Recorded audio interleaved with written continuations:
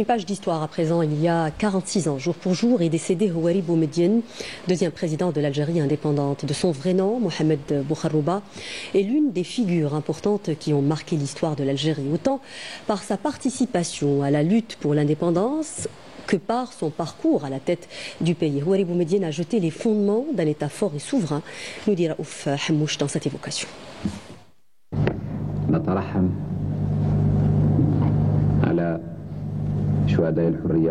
C'est l'une des figures les plus marquantes de l'histoire contemporaine algérienne.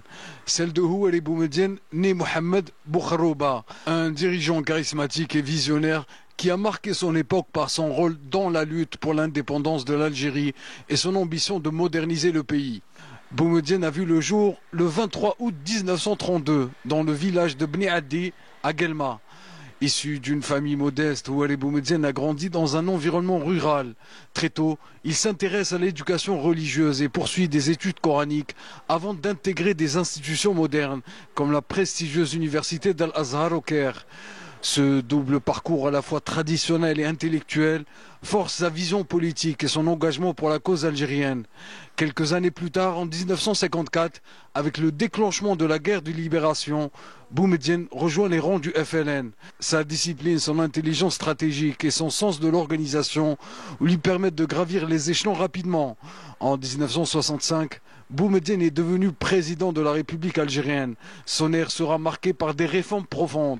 Comme en 1971, avec une étape historique pour le pays, la nationalisation des hydrocarbures, ou encore la création d'industries lourdes avec des complexes dans le secteur de l'acier, de la pétrochimie et de l'énergie.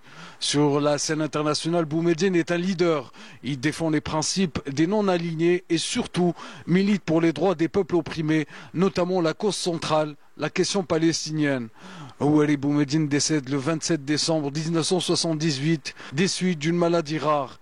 Il demeurera une personnalité incontournable de l'histoire algérienne. Son nom continue de résonner dans les mémoires, incarnant une période de défi et d'espoir pour l'Algérie indépendante.